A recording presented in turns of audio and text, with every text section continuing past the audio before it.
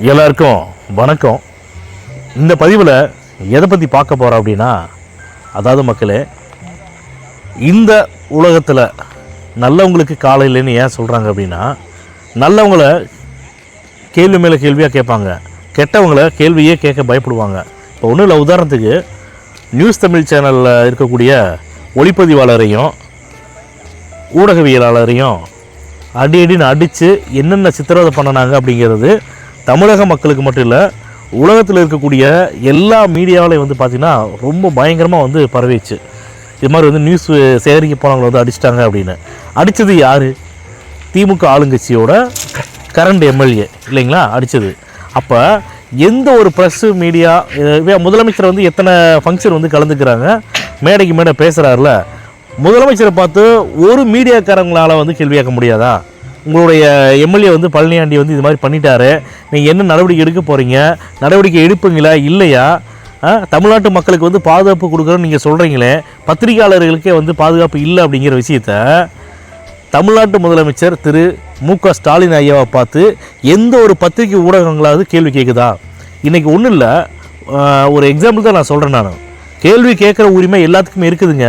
அதுக்குன்னு கேள்வி கேட்குற இடத்துல கேட்காம இருக்கக்கூடாது, கேள்வி குறைவாக கேட்குற இடத்துல அதிகமாக கேட்கக்கூடாது அப்படிங்கிற விஷயத்தை நான் பதிவு பண்ணுறேன்.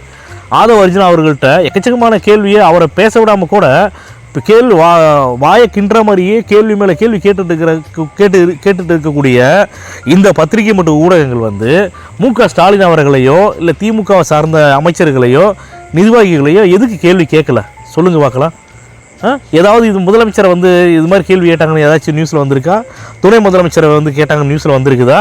அப்போ ஆளுங்கட்சி அப்படின்னா அவங்களுக்கு ஒரு நியாயம், எதிர்கட்சியாக இருக்கிறாங்கன்னா அவங்களுக்கு ஒரு நியாயமா? சொல்லுங்கள் மக்களே. நான் என்ன சொல்கிறேன்னா, இது எல்லாமே மாறணுங்கிறேன். இந்த ஜனநாயக நாட்டில் யாருக்கும் யார்கிட்ட வேணாலும் கேள்வி கேட்கலாம். யார் தப்பு பண்ணால் கூட தட்டி கேட்கக்கூடிய ரைட்ஸ் நம்மள்ட்ட இருக்குது அப்படின்னா அந்த தட்டி கேட்கணுங்க அப்படிங்கிறேன் நான். உண்மையே இல்லையா? சொல்லுங்கள் பார்க்கலாம்.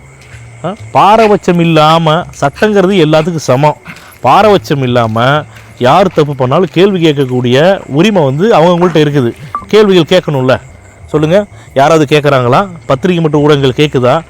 அதனால தான் நான் சொல்கிறேன், இது எல்லாமே மாறணும் அப்படின்னா நம்ம மாற்றுறது கிடையாது, நான் மாற்றுறது கிடையாது, தமிழக மக்கள் மாற்றுறதுக்கு ரெடி ஆகிட்டாங்க.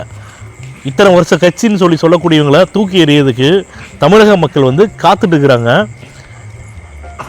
தேர்தல் நாள் எலெக்ஷன் டேட்டை அறிவிச்சிட்டாங்க அப்படின்னா கண்டிப்பாக நான் சொல்கிறேன், தமிழக மக்கள் விஜய் அவர்களுக்கு ஓட்டு போட்டு தமிழ்நாட்டோட முதலமைச்சராக விஜய் அவர்களை உட்கார வைப்பாங்க அப்படிங்கிறதுல எந்த ஒரு துளி கூட சந்தேகம் கிடையாது.